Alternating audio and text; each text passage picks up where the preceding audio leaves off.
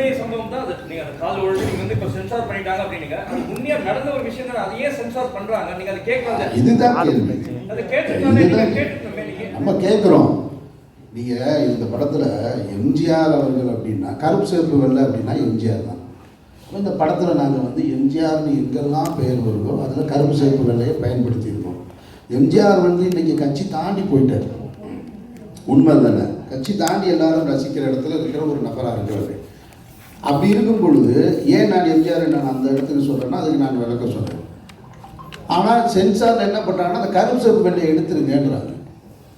இதை ஏன் எடுக்க சொல்கிறாங்கன்னு நம்மக்கிட்ட நம்ம வாதம் பண்ணோம்னா பொருள் செலவு பண்ணியிருக்கோம், படத்தை எடுத்துருக்கோம், நம்ம திரையில கொண்டு வரதுக்கு போராடிக்கிட்டு இருக்கோம்.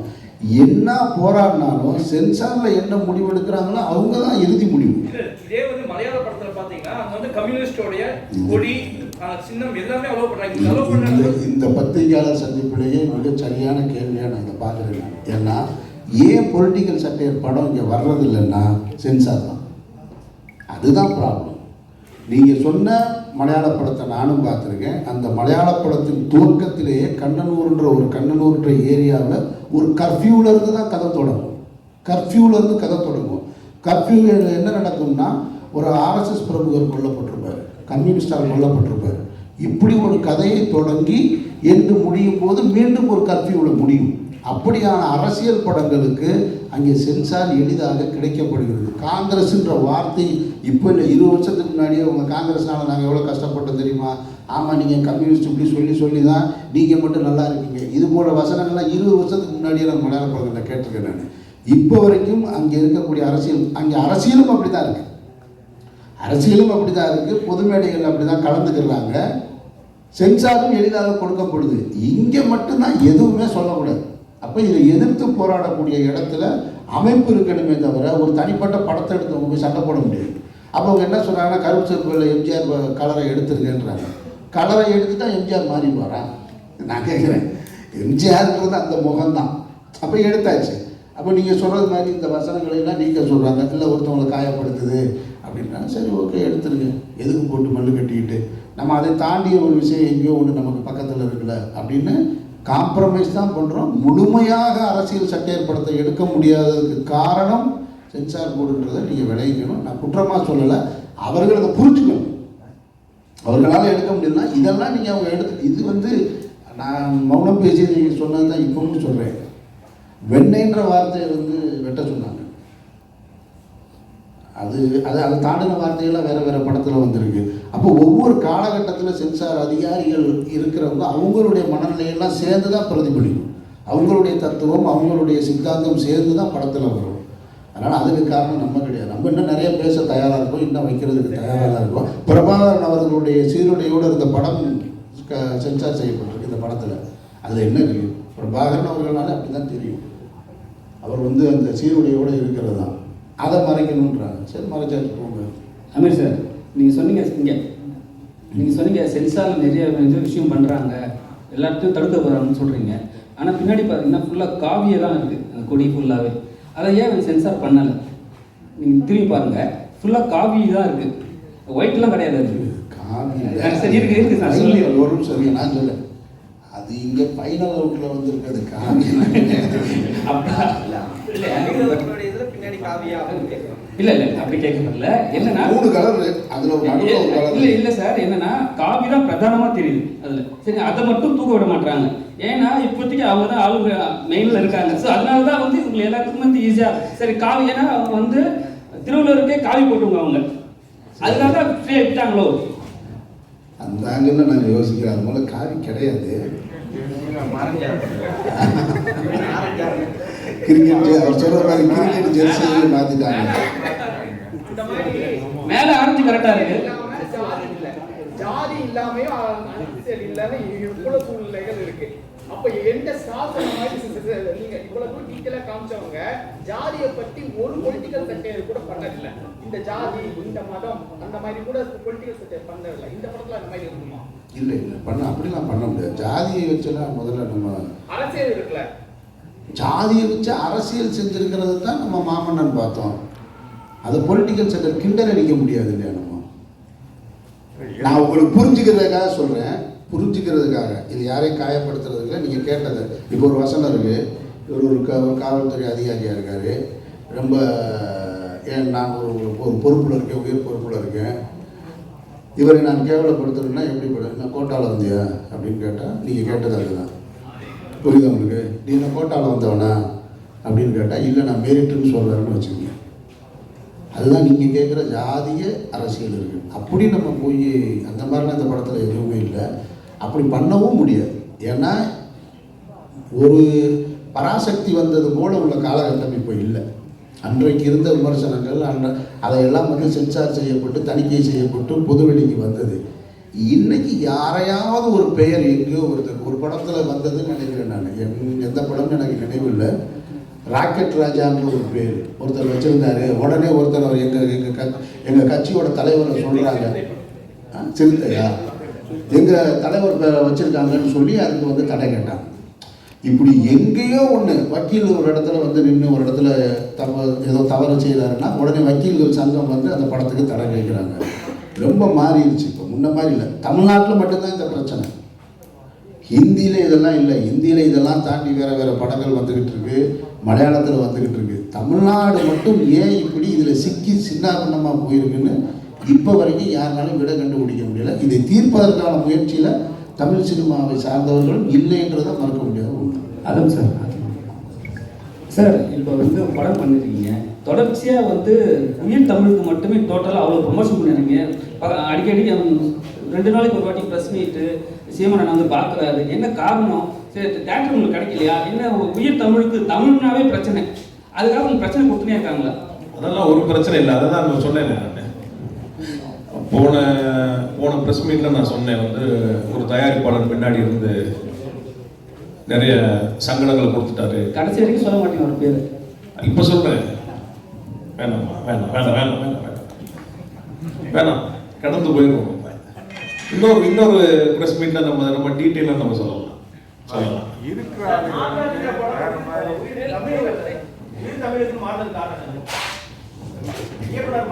சிறந்த தலைப்பு இந்த படத்துக்கு நீங்க படம் பார்த்து முடிஞ்சோன்னு உங்களுக்கு தெரியும், இதுதான் சிறந்த தலைப்பா இருக்கும் இந்த படத்துக்கு. அது சில காரணங்கள் இருக்கு, தயாரிப்புல காரணங்கள் இருக்கு, நிறைய காரணங்கள். இது படம், அதை பத்தி நம்ம பேசுவோம். உயிர் தமிழுக்கு ரூல்ல ரப்பர் ஸ்டாம்ப் போட்டிருக்கீங்க. அது எதை குறிக்குது? அமீர் இதுல ஒரு அரசியல்வாதியா வராரு, அவரை எதிர்த்து நிற்கக்கூடிய அரசியல்வாதியை சொல்லுதா இல்ல யார் அந்த அரசியல்வாதி? தேர்தல் எலெக்ஷன் சம்பந்தப்பட்ட படங்கிறதுனால அந்த சீல் பிரதானமாக அதில் வச்சிருக்கிறோம். இல்ல பெரும்பாலும் அரசியல் அவர் ஒரு ரப்பர் ஸ்டாம்ப் அப்படின்னு சொல்லுவாங்க. அது எதனா இதுல குறிக்கிறீங்க? அப்படிலாம் நம்ம ஹீரோ ரப்பர் ஸ்டாம்ப்லாம் கிடையாது, கலப்பாரு இல்லை. இல்ல அவரை சொல்லல சார், அந்த மாதிரி யாரையாவது குறிப்பிட்டிருக்கீங்களா? இல்ல ஒரு தேர்தல் படம் அப்படிங்கிறதுனால அந்த ரப்பர் ஸ்டாம்ப் ஒரு பிரதானமா இருக்கு. தேர்தல் ஒரு படத்துல 2 தேர்தல் இருக்கு படத்துல பாருங்க. அதான் சார், நீங்க பிரஸ் மீட்ல சொன்னீங்க என் வைஃப் அமித்ஷா கிட்ட பணம் கேட்க சொன்னாங்கன்னு கேட்டீங்களா? உங்க முன்னாடி தான் கேட்டேன். உண்மை இல்லை, சும்மா சொல்றோம். யதார்த்தத்தை என்னன்னா யோசிச்சு பேசல. நான் யதார்த்தமா என் மனசு என்ன பட்டுச்சோ அதான் டக்குனு போய் நம்மளை சேர்ந்துருச்சு. அதனால அதை தவிர்த்துடலாம். அதுக்கு தான் இந்த பிரஸ் மீட். படம் கடந்த ஆண்டு பொங்கல் அப்போ ஒரு வாழ்த்து செய்தி வருது போஸ்டரோட. அதுல இது தமிழகம் இல்லை தமிழ்நாடு அப்படின்னு சொல்லி இந்த வசனத்தோட வந்திருக்கோம். அதே காலகட்டத்தில் தான் ஆளுநர் தமிழ்நாடு சர்ச்சையும் வந்திருந்தது. அது இந்த வசனங்கள்லாம் படத்துல இருக்குதா? இது ஆளுநருக்காகவே அது இந்த போஸ்டர் உருவாக்கப்பட்டதா? முதல்ல இந்த போஸ்டர் நீங்க ஒரு நாள் ஞாபகம் வச்சிருந்ததுக்கு நன்றி. ஏன்னா தமிழகம் தமிழ்நாடு 2 ஒண்ணுதான். உலகத்தில் இருக்கிற ஒரு வார்த்தை தேவையில்லாத ஒரு சர்ச்சை வந்தது. நம்ம தரப்புல இருந்து அதுக்கு ஒரு பதில் கொடுத்தோம். ஆளுநர் சர்ச்சைக்காக அந்த போஸ்டர்ல இந்த படத்துல ஆளுநர் மட்டும் இல்லை, பல பேர் இங்க புதுசா நிறைய சொல்றாங்க. அதுக்காக நம்ம அப்பப்போ பதிலடி கொடுக்கலாம், கிடைச்சல மொத்தமா சேர்ந்துரும் ஒரு நாள். இந்த படத்தை பொறுத்த வரைக்கும் இந்த ப்ரமோஷன்ல படக்குழுவினர் தான் இது வரைக்கும் பிரஸ் மீட் வச்சிருக்காங்க. நேற்று முதல் முறையாக ஒரு அரசியல் கட்சியிலிருந்து சீமான் அவர்கள் வந்திருக்காங்க. ஏன் மற்ற கட்சி தலைவர்கள் அழைக்கல? காரணம் என்ன? தமிழுக்கு அப்படின்னும் போது இப்போ பிரபாகரன் அவர்களும் இருக்கிறாங்க. இப்போ நாம் தமிழ் சப்போர்ட்ல மட்டும்தான் இந்த படம் போகுது அப்படின்னு ஒரு கேள்வி வருது இல்லை? அண்ணாமலையும் கூப்பிட்டுருக்கேன் படம் பார்க்கறதுக்கு. அவர் வேண்டிய ஒரு நண்பர் கிடைச்சிருக்கேன், ஈவினிங் கூப்பிடுறேன்னு இருக்காரு. எல்லா தலைவர்களுக்கும் காட்டுறதுக்கு தயாராக இருக்கிறேன். யாரெல்லாம் ஃப்ரீயா இருக்காங்களோ பார்ப்பாங்க. அண்ணன் நமக்கு கொஞ்சம் ஸ்பெஷல். அதான் சார், அண்ணாமலையே கூப்பிட்டுருக்குன்னு சொல்லிருக்கீங்க, அப்புறம் எப்படி சென்சார்ல கை வச்சாங்க? சென்சார் பார்த்தீங்கன்னா இப்போ சார் இந்த கேள்விக்கு பதில் சொன்னாங்க. இங்கே இன்னொருத்தர் கூட கேட்டார், ஒரு மத சம்பந்தமான. இதுக்கு முன்னாடி தான் ஆன்டி இண்டியன் ஒரு படம் நான் எடுத்திருக்கேன், நீங்கள் பார்த்தீங்க, எல்லாரும் பார்த்தீங்க. அந்த படம் திரையிறதுக்கே தகுதி இல்லாத படம்னு சொன்னாங்க. கட்டெல்லாம் கொடுக்கல, படமே ரெஃப்யூஸ்ன்ட்டாங்க. வித்தவுட் கட்டு நான் வாங்கிட்டு வந்தேன், ஒரு கட்டு கிடையாது. அதனால சமரசம் பண்ணிக்கிறது இல்லை நம்ம. இந்த படத்தை பொறுத்தவரை அந்த மாதிரி கட்டுகள் கொடுக்கல. அந்த படம் என்னன்னா, அவங்க சொன்ன கட் பண்ணோம்னா படமே அரை மணி நேரம் தான் இருந்திருக்கும். ஆன்டி இண்டியன் அரை மணி நேரம் இந்தியன் ஆயிருக்கும்.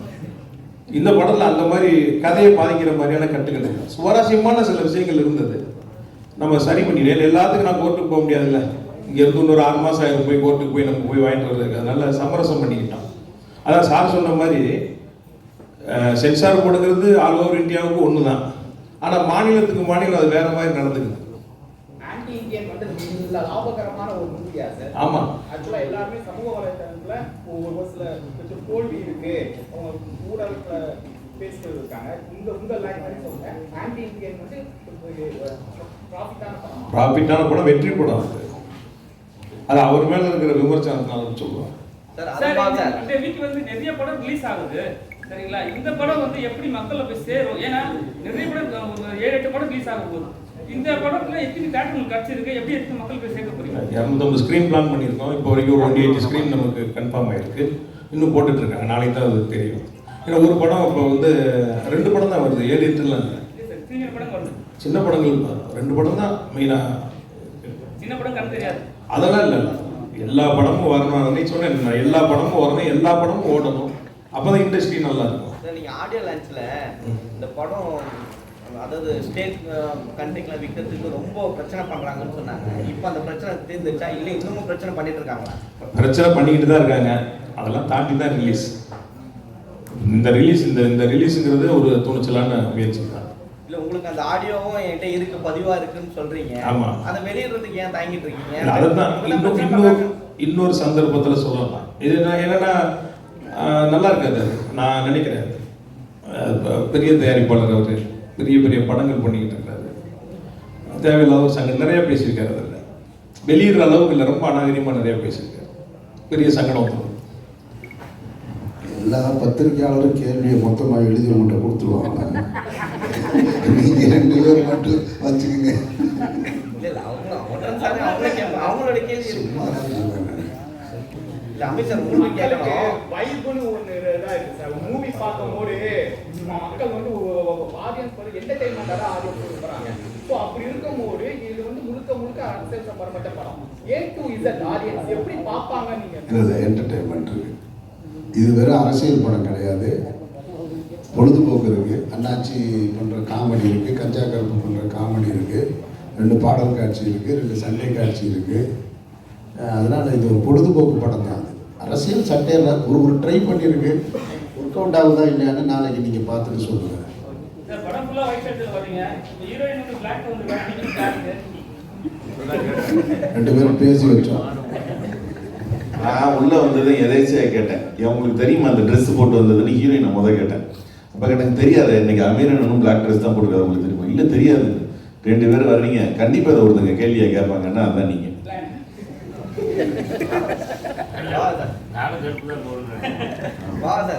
ஆக்சுவலா இந்த ஆடியன்ஸ் இதே வார்த்தைன்னு சொன்னீங்க.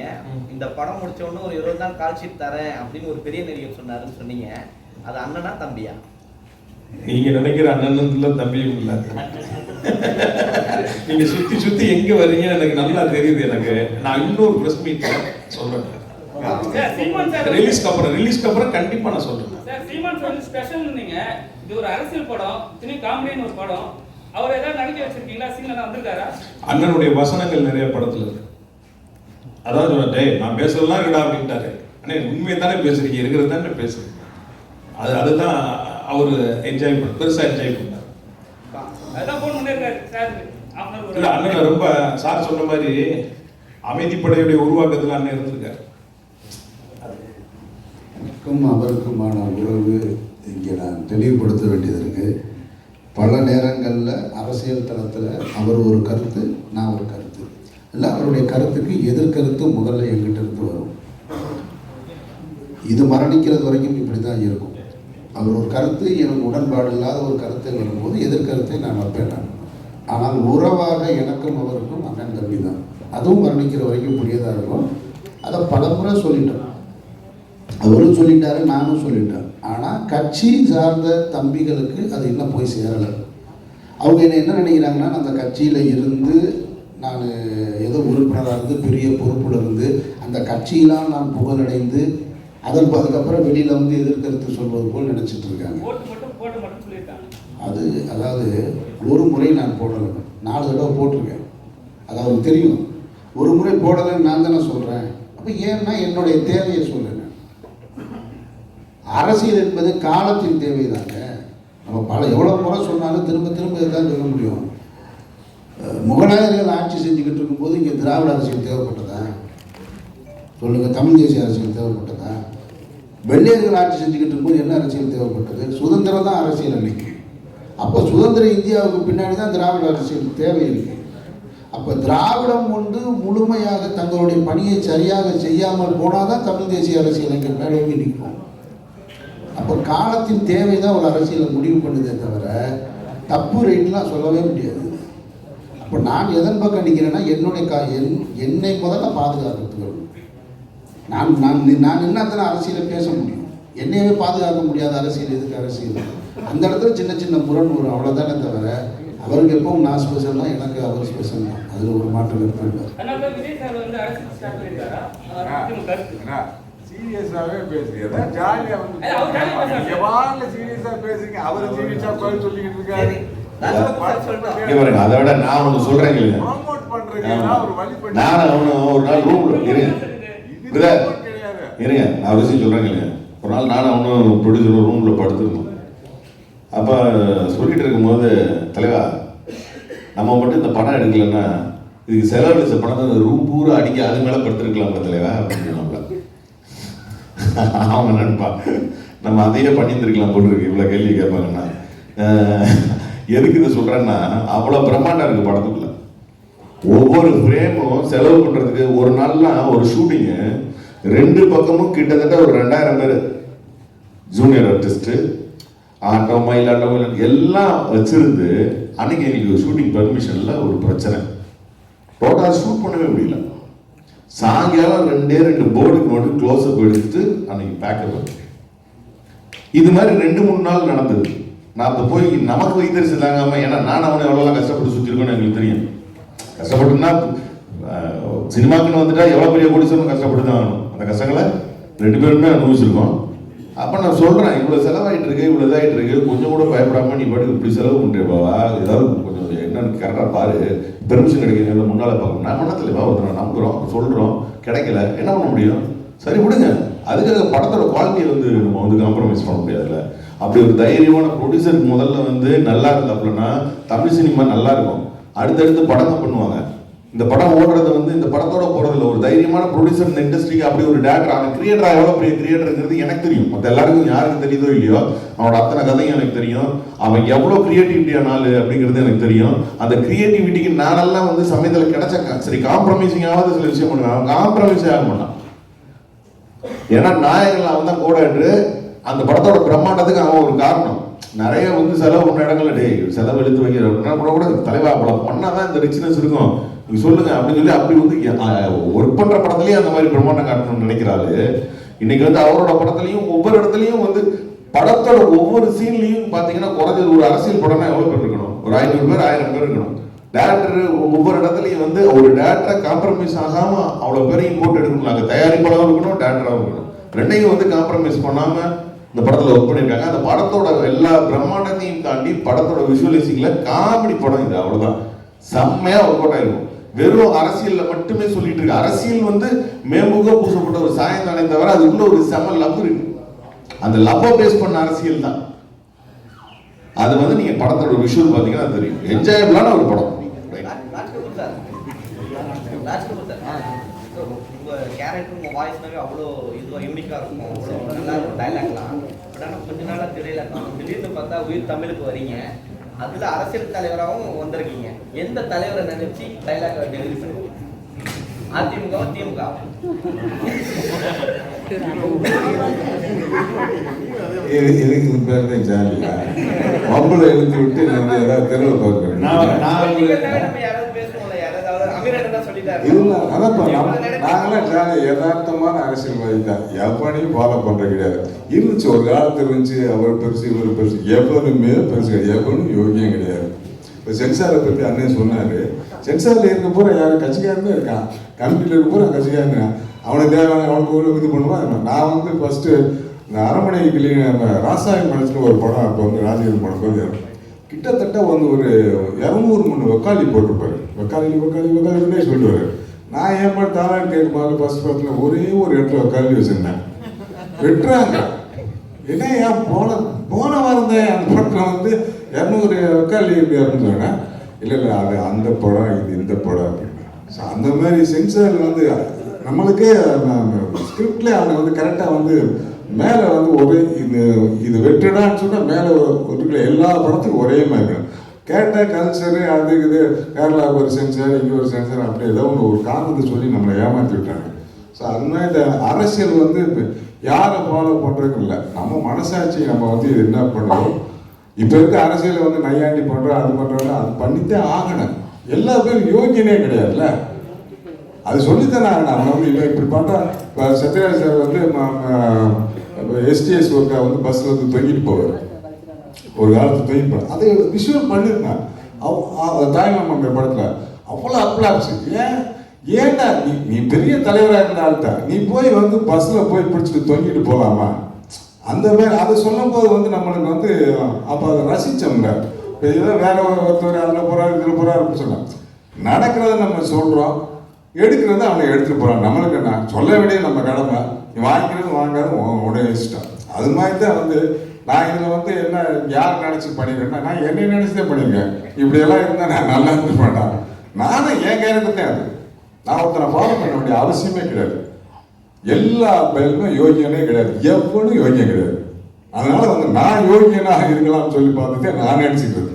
ஸோ எனக்கு நானே யோகியன். அதனால வந்து யாரையும் ஃபாலோ பண்ணல. இவரை ஃபாலோ பண்ண இவர் வந்து ஜென்ரலாக வந்து எம்ஜிஆர் கேட்டாரு. எம்ஜிஆரை வந்து நீங்கள் வந்து முன்னிலைப்படுத்த ஏன் எம்ஜிஆர் அதெல்லாம் கிடையாது. எம்ஜிஆருக்கு நம்மளுக்கு புது ஒரு நடிகனாக நம்ம பார்த்தோம். அவரை ரசிகனை வாழ்ந்துருக்கோம். அவரை வச்சு நிறைய பேர் பொழப்பு நடத்துறாங்க, அது வேற பிரச்சனை. ஒரு ரசிகனா வந்து ஒரு தொண்டனா வந்து வந்தாரு அப்படிங்கிறத வந்து அந்த தொண்டனில் வந்து அது வந்து எப்படி படிப்படியாக நம்ம வளர்த்தணும் அப்படிங்கிறது இந்த படத்தோட கேரக்டர். அதில் வந்து பியூட்டிஃபுல்லாக வந்து அவங்க பண்ணிடுறது லவ் தான். யாரையும் காயப்படுத்தல, யாரையும் புத்தியும் பேசல, அங்கங்கே தெளிச்சுட்டு போயிருப்பாங்க. அது வந்து டைலாக் விழுகிறபோது விழுந்து அது வந்து ரசனையாக இருக்கும். இதில் சொல்லப்பட வேண்டிய ஒரு அருமையான காதல் கதை சொல்லியிருக்காங்க பொலிட்டிக்கல் பேஸில். ஸோ அதனால வந்து நீங்களெல்லாம் இப்போ எல்லாம் அவங்களை எதுக்கு கூப்பிட்டுருக்குது, நாங்கள் பணம் அந்த பணம் இதெல்லாம் போஸ்ட் கீஸ்ட் வந்து பெரிய பேனர்லாம் கிடையாது. நீங்கள் இதை ப்ரொமோட் பண்ணி வெளியே கொண்டு வரணும். எதுக்கு ஒரு தடவை 4 தடவை உங்களை கூப்பிட்டு உட்கார வச்சுருக்காரு யாராவது தேவையாது. ஒரு தடவை சொன்னால் பார்த்தால 4 தடவை கூப்பிட்டு வந்து உங்களை மீட்டிங் போட்டு வச்சுருக்காருல. நீங்கள் தான் இதை கொண்டு வரணும். சின்ன படத்தை பெருசாகணும். இதை வந்து காயப்படுத்தாமல் நீங்கள் வந்து பெருசு பண்ணி நீங்கள் வந்து அழகாக ஒரு ப்ரொமோட் பண்ணி ஒரு தடவை படம் பாருங்க. உங்களால் இயன்ற அளவுக்கு எவ்வளவு ப்ரொமோட் பண்ணும்போது இந்த படத்தை வந்து மேலே வைக்கி வெற்றியோட செஞ்சு அவர் ப்ரொடியூசராகவும் ஒரு டைரக்டராகவும் பெருசாக வர ஒரு வாய்ப்பு இருக்குது. எங்களுக்கு ஒரு 4-5 படங்கள் வரும். இதை பார்த்துட்டு நாங்கள்லாம் நல்லா தான் நடிச்சிருக்கோம். நீங்கள் பாருங்க, என்ஜாய் பண்ணிருக்கோம். பெரும்பாலும் ஒரு இயக்குனராக இருக்கும்போது ஒரு நடிகர்கிட்ட வந்து வேலை வாங்குறது ரொம்ப கஷ்டம். ஏன்னா அவங்களோட இன்புட்ஸ் நிறைய கொடுக்குறேன் அப்படின்னு சொல்லுவாங்க. இதில் வந்து குறைஞ்ச 5 இயக்குனர்களை நடிக்க வச்சுக்கோங்க. அமீர், ராஜ்கபூர் சார், சரவணன் சக்தி, சுப்பிரமணிய சிவா எல்லாருமே இருக்காங்க. இவங்களை எப்படி உங்களால் ஹேண்டில் பண்ண முடியுது? அவங்களோட இன்வால்மெண்ட்ஸ் என்ன இருந்துச்சா இல்லை? நமக்கு ஈகோ கிடையாது. ரெண்டாவது இந்த படத்தில் இருக்கிற நடிகர்கள் புத்திசாலி இயக்குனர்கள். படம் நல்லா இருக்கணும்னா அந்த இன்புட்ஸ் நம்ம எடுத்துக்கணும். அது எங்கள்கிட்ட இருந்தது. ராஜ்கபூர் சார் பாருங்க, இவ்வளவு நேரமா 2 நடிகரை உட்காந்துருந்தாங்க. அவங்க 2 பேரும் நம்ம நடிகர் இந்த படத்தை நடிச்சிருக்கோம். அப்படியே டாக்டர் அவங்களோட 2 டைரக்டர் வெளியே வராங்க பாருங்க டக்குன்னு. அதான் அந்த டைரக்டர் வெளியே வந்தோன்னு இது எவ்வளவு ஆரோக்கியமா இருக்கு பாருங்க. முதல்ல அவங்க நடிகராக பேசும்போது அப்படியே என்ன அப்படி யோசிச்சுட்டே இருக்காங்க. உள்ள டப்புன்னு வெளியே வந்தாங்க பார்த்தீங்களா 2 பேரும். இதுல ராஜ்கபூர் சாரோட டைலாக்ல நிறைய கண்டு விழுந்துருக்கு. ஏன்னா சார் வந்து சொல்ற டைலாக் யோசிக்காம பேசிடுவாங்க. மற்ற நடிகர்லாம் ஏங்க அதை பேசினா அவர் கோச்சிக்கிட்டு வராங்க இவர் கோச்சிக்கிடுவாங்கன்னு கேட்பாங்க. அது மாதிரி எதுவுமே கேட்கல. என்ன தலைவர் டைலாக்கு அப்படியே அதை 2 சேர்த்துக்கலாமா பாரு. ஏன்னா அது படத்தில் ஒர்க் அவுட். என் படம் பார்க்கும்போது தெரிஞ்சுக்கிங்க. என்னன்னா இந்த ப்ரெஸ் மீட்டே எதுக்குன்னா ஒரு 15 நாளைக்கு முன்னாடி ப்ரொமோஷன் ஸ்டார்ட் பண்ணியிருக்கணும். நான் பேசிக்கிட்டு இருந்தேன். அமீர் சார் வந்து இப்போ தான் லேட்டராக 4ஆம் தேதி தான் வந்தாங்க. 3-4 நாளில் நம்மளால் நிறைய சேனல்ஸ்க்கு இன்டர்வியூ கொடுக்க முடியல. அதனால மொத்தமாக எல்லாரையும் ஒரு இடத்துல அசம்பிள் பண்ணி குரூப்பாக உட்காந்து பேசிடலாங்கிறதுக்காக தான் இந்த ப்ரெஸ் மீட் நம்ம அரேஞ்ச் பண்ணோம். அதனால தான் எடுத்தோட கேள்வி பதில் நம்ம போனோம். எல்லா சேனலுக்கும் தனித்தனியாக கொடுக்கல ஒரு வருத்தம் வரக்கூடாது. 2வது சார் சொன்ன மாதிரி போய் சேரணும். ஒரு 6 நாள் மிக குறைவான ஒரு 5 நாளில் கொண்டு போய் படத்தை கொண்டு போய் ரீச் பண்ணணும். பணம் இல்லை என்கிட்ட செலவு பண்ணுறதுக்கு. வேறு ஏரியாவில் செலவு பண்ண முடியல. உங்கள் மூலமாக தான் கொண்டு போய் படத்தை சேர்க்கணும். அதனால தான் மறுபடியும் ஒரு ப்ரெஸ் மீட். அமீர் சார் எதுக்கு நீ கூப்பிட்டாங்கன்னே தெரியல அப்படின்னாங்க. பாருங்க, நைட்டு ஷூட்டிங்கு வந்து அதிகாலையில் பேக்கப் பண்ணலாம், இன்டர்வியூ கொடுக்குறதுக்கு அதிகாலையில் பேக்கப் ஆகிட்டு இருக்காரு. இப்போ 3 நாளாக நிறைய பேருக்கு கஷ்டம். அதில் 1:30 மணி 2 மணி 3 மணி ஆகுது இன்டர்வியூ கொடுக்குறதுக்கு. அதனால தான் இந்த ப்ரெஸ் மீட். அதில் நிறைவாக மற்ற சேனல்காரங்க ஏதாவது கேள்வி கேட்கணும்னா கேட்கலாம். தனிப்பட்ட முறை நம்ம உட்காந்து இன்டர்வியூ கொடுக்கணும். 2-3 ரூம் இருக்கு, நம்ம கொடுக்கலாம். அதுக்காக தான் இந்த ஏற்பாடு.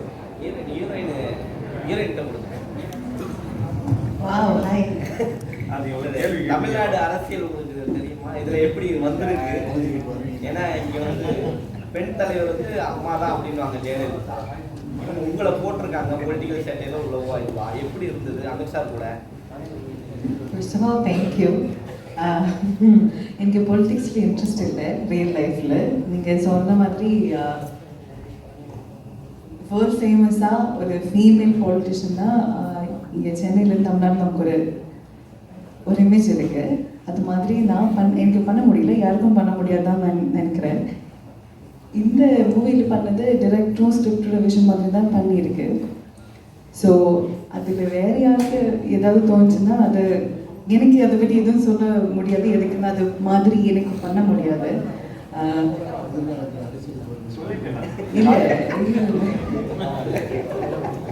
காலையில் நாங்கள் ஒரு எஃப்எம்முக்கு போயிருந்தோம், அலை எஃப்எம்முக்கு.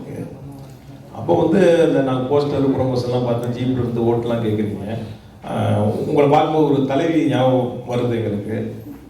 அரசியல் மேடைகள் உங்களை பார்க்கலாமான்னு. ஆமாம், பதறிட்டாங்க. அப்போ நான் சொன்னேன், நான் சந்து முந்தெல்லாம் போய் ஓட்டு கேட்டிருக்காங்க. தேனியில் போனீங்கன்னா இப்போ உங்களுக்கு தெரியும், நின்றா ஜெயிச்சிருவாங்க எம்எல்ஏ. அவ்வளோ தூரம் எல்லா சந்து முந்தெல்லாம் கூட்டிகிட்டு போயிருக்கோம் ஓட்டு கேட்டு.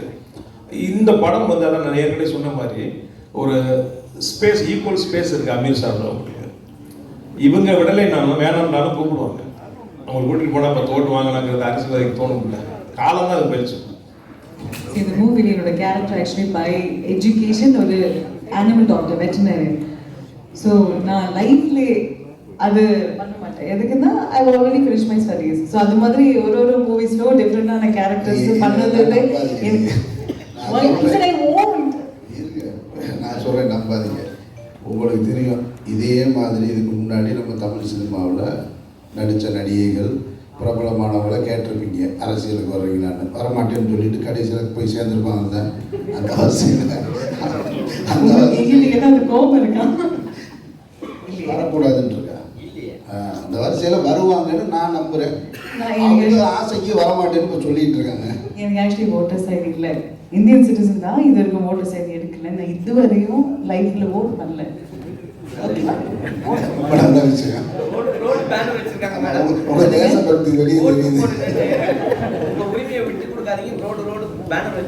ஆமா, நான் மீதி எல்லாருக்கிட்ட தான் கேட்டுருக்கேன் ஓட் பண்ணுங்கன்னு. அதுதான் ஆக்டிங் இல்லையா? எனக்கு அதுதான் ரொம்ப பிடிக்கும். ஸோ அது உங்களுக்கு எல்லாருக்கும் நான் இனியும் மூவிஸ் பண்ணணும் இல்லையா, நான் அது பண்ணிட்டோம். தேங்க்யூ. உங்களுடைய பதில் இருந்து ஒரு கொஸ்டின்.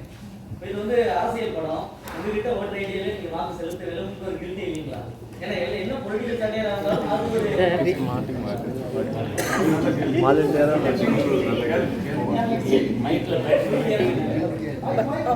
இல்லையே, எனக்கு வெட்டினரியனோட டிகிரியே இல்லை. ஆனாலும் நான் இந்த மூவில ஒரு பசுக்கு ட்ரீட்மெண்ட்டும் கொடுத்துருக்கேன். என்னதான் இது வந்து கலாய்க்கிற மாதிரியான ஒரு படமா இருந்தாலும் இது ஒரு கருத்து தான் சொல்ல போகுது. ஒரு சமூகத்துல ஒரு நல்ல ஒரு கருத்து, ஒரு இம்பாக்ட் தான் ஏற்படுத்த போகுது. ஆனா இப்படி ஒரு படத்தை நினைச்சுக்கிட்டு ஆனா நீங்க இன்னும் ஓட்டு போடல வாக்காளர் அடையே வச்சிருன்னு சொல்லணும் உங்களுக்கு ஒரு கில்ட் இல்லையா? சரி, நான் இந்தியன் சிட்டிசன், ஆனாலும் யூஎஸ் தான் வளர்ந்துருக்கேன். அதனால தான் எனக்கு ஓட்டர்ஸ் ஐடி இல்லை. நீங்கள் நான் ஃபர்ஸ்ட் சொன்ன பதில் மட்டும் எடுத்துட்டு கட் பண்ணி வேற ஹெட்லைன் போட்டு போடாதீங்க. அப்போ ஏன் ஏன் என்ன வச்சு போடாதீங்க? யூஎஸ் தான் இருந்தது. இனிமேல் தான் ஓட்டர்ஸ் ஐடி எடுக்கணும். அதுக்கப்புறம் ஆனாலும் எனக்கு அவ்வளோ அதை பற்றி தெரியல. So I have to learn. Bava sir, ஆக்சுவலாக பொலிட்டிக்கல்னாவே ஹோட்டல் பிரியாணி காசு இல்லாமல் போக முடியாது. இது அதில் வருமா? நேரடியாக காமிச்சிருப்பீங்களா? எல்லாம் இருக்குப்பா. எல்லாமே தேர்தல் சம்பந்தமான அனைத்தும் தேர்தல். அதான் அந்த நம்ம குரு ஒரு பாட்டு பாடினார் பார்த்தீங்களா, அந்த பாடல் நீங்க கேட்டீங்கன்னா தெரியும். தேர்தலில் என்னென்ன தில்லு முள்ளு இருக்குதோ முடிஞ்ச அளவுக்கு காட்சிப்படுத்துறது.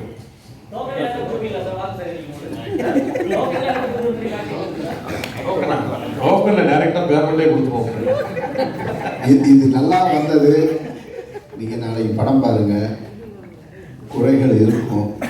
குறைகள் இல்லாமல் சினிமா இல்லை.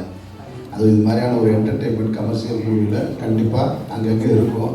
அந்த குறைகள் எல்லாம் மறந்துட்டு, எதுக்கு நான் சொல்கிறேன்னா, நான் என் படத்துக்கு இப்படி நான் கேட்டது கிடையாது. எந்த படத்துக்கும் என்னுடைய நான் தயாரிப்புலையோ அல்லது என்னுடைய இயக்கத்தில் வர படங்களை நீங்கள் பார்த்து நல்லா பண்ணுங்க. இந்த படத்துக்கு அவர் போட்ட காசில் வந்து ₹1 கூட இப்போ வரைக்கும் வரல. முழுக்க ஓன் ரிஸ்கில் தான் அந்த படம் ரிலீஸ் பண்ணுறாரு. அவர் அதுக்காக தான் மீண்டும் இதை திரும்ப சந்திச்சுட்டு இருக்காரு. போட்ட காசு வந்துச்சு, இல்லை போட்டதில் பாதியாவது வந்துச்சுன்னா கூட படத்தோட பார்ட் 2 எடுப்பாங்க. அப்போ பொலிட்டிக்கல் சட்டையர் இன்னும் கூடுதலாக வச்சு அப்போ இன்னும் நிறைய என்ன நினச்சி ஆமாம். அதனால் அதை இது இப்படின்னு தாண்டிட்டாலே அவர் ரிலீவ் ஆயிடுவார்.